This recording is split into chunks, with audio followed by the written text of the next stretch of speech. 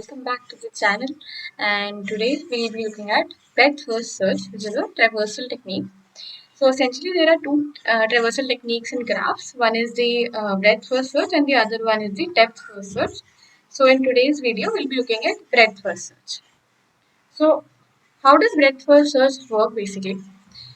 Breadth first search, which it is also known as the level order traversal or level order traveling. So what happens is that we divide our graph into a number of levels. So if our starting node is 1, so it is like given to us that the starting node here is 1.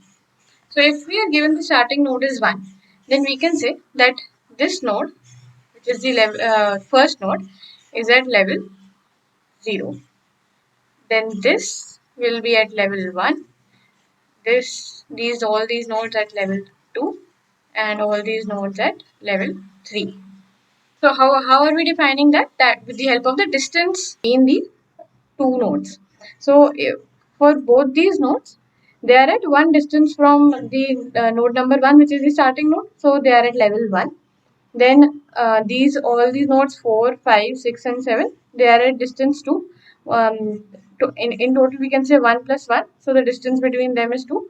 So the all these nodes 4, 5, 6, and 7 are at the level 2.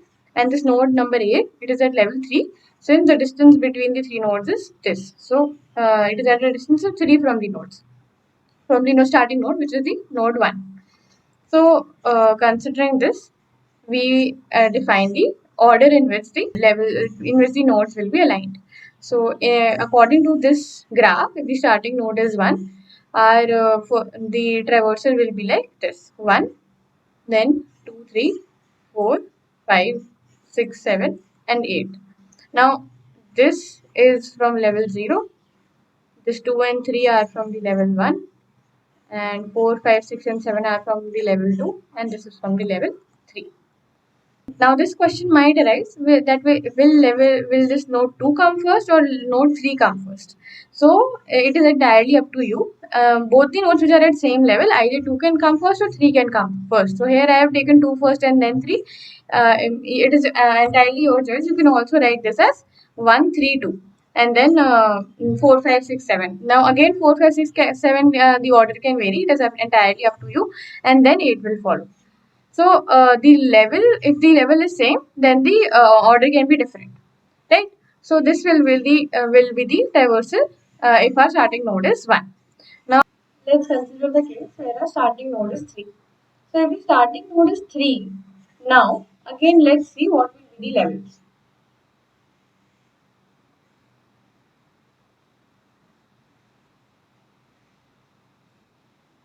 Considering starting node as 3, we will now have to check the distance of the other nodes from 3 only.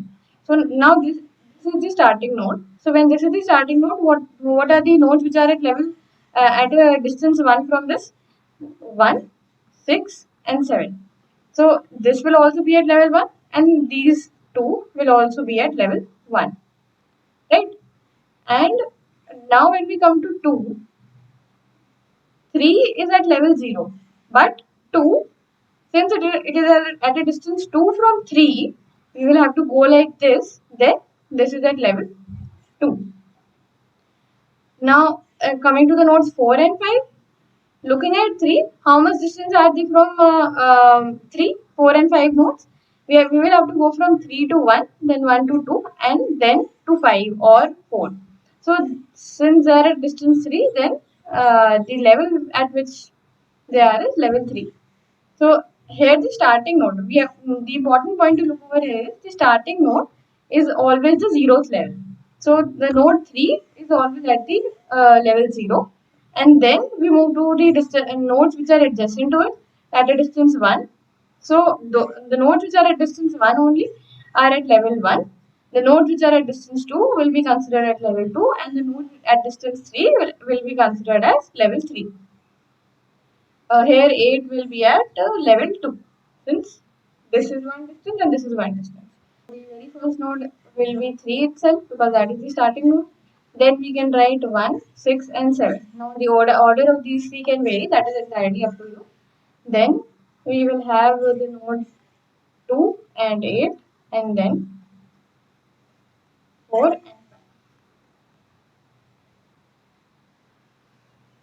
This is the level 0. 1, 6 and 7 are at level 1.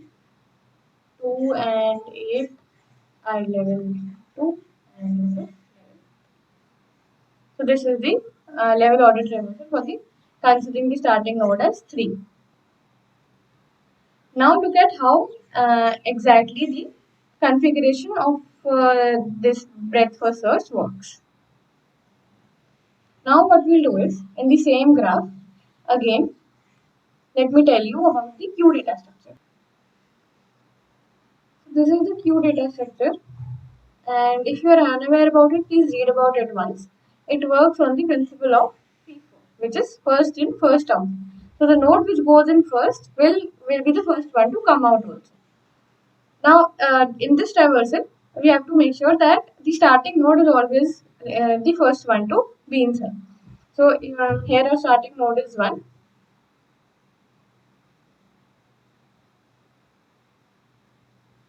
And we will write a traversal over here. Right? So, obviously, the first node that we will be traversing is 1 because we will start from here. And thereon, we will be writing the next nodes. What we have to do is we have to create a visited array. So, that array will show us the nodes which we have already added to our queue. You will also require an adjacency list. Now, what is the adjacency list? The adjacency list will basically consist of all the adjacent nodes of every node. So, what we'll do is I'll just write the adjacency list over here. So, for node 1, we can say the adjacent nodes are 2 and 3. Again, for node 2, the adjacent nodes are 4 and 5. For node 3, the adjacent nodes are 3, 6, 7 and 1. So in this way, we will form the adjacency list. So for node 1, the adjacency list will consist of 2 and 3. For node 2, we will have 1, 4 and 5. Both of 3 of them are like adjacent to it. So 1, 3, 5. Then for node 3,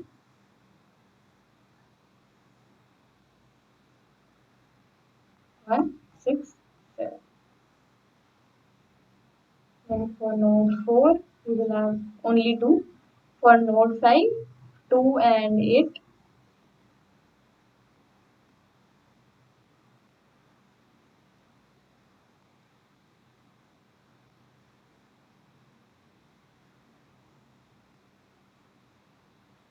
For 6 we have 3 and 8 and for 7 we have 3.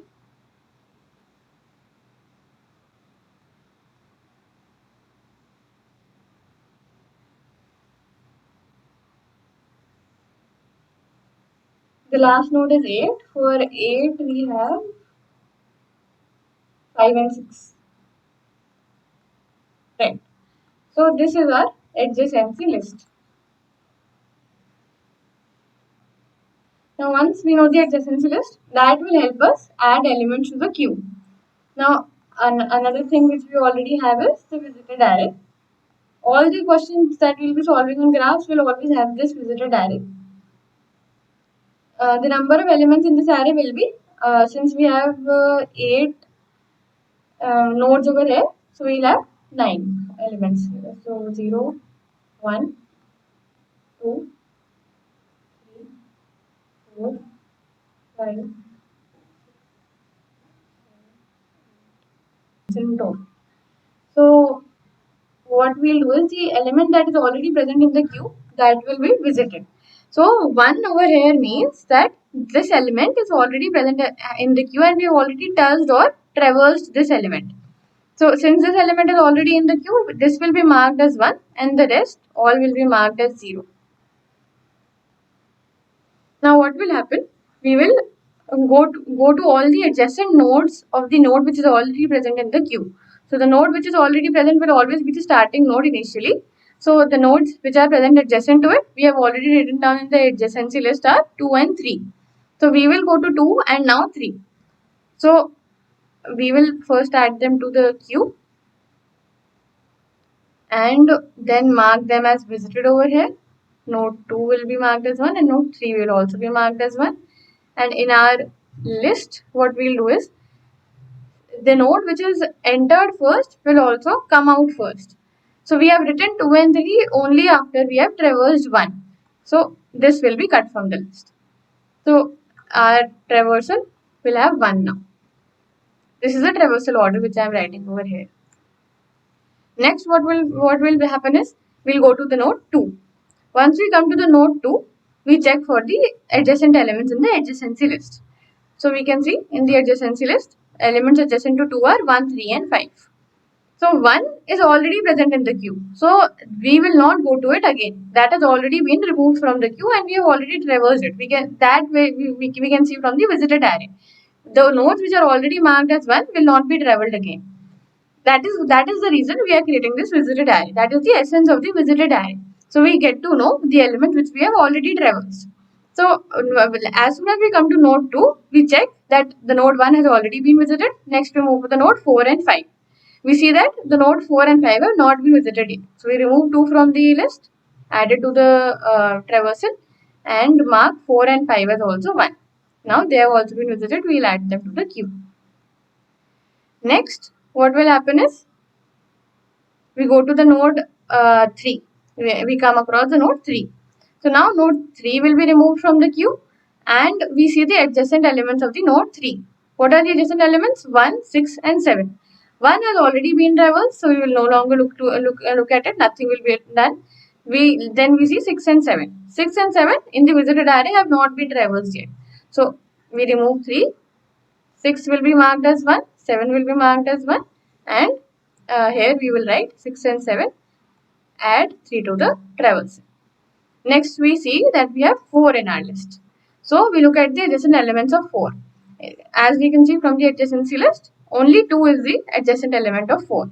2 has already been visited, that we can check out from the visited array, so nothing will be done. Next, 4 will be removed and that will be added to our traversal. Next we will look at 5. Now looking at 5, we see the adjacent elements of 5. What are the adjacent elements of 5 from the adjacency list? 2 and 8. Has 2 been traversed? Yes, it has already been marked as 1. 8 has not been traversed yet, so that will be marked as 1. We will add that to the list and 5 will also be removed. 5 will be added over here. Next, we will look at 6. Next element we have in the queue is 6. So looking at 6, we can see the adjacent elements are 3 and 8. So this you can see without referring to the adjacency list again and again also. However, when we write the code, we define the adjacency list data structure. So we know that the adjacent elements of 6 are 3 and 8. 3 has already been visited, 8 has already been visited, so nothing will be done since both of them are already visited. So we will just remove 6 from the queue and add it over here. Next we look at the node 7. Now looking at 7, what is the adjacent element? Only 3 is the adjacent element. We can see from the visited array it has already been visited, so nothing will be done. 7 will be removed and it will be added to the queue. In the end we have the element 8. We can see that 8 has already been visited and nothing has to be done since the adjacent elements are already visited. Adjacent elements are 5 and 6. It will also be removed from the queue and added over here. Now again we can see this is our node at level 0 since the starting node is 1. These are the nodes at level 1. These are nodes at level 2 and these were the nodes at level 3. So just as we had done before, the same order we have got again. These are the level 1 nodes, 4, 5, 6, 7 are the level 2 nodes and 8 is the level 3 node. Now we are done with our breadth first search traversal.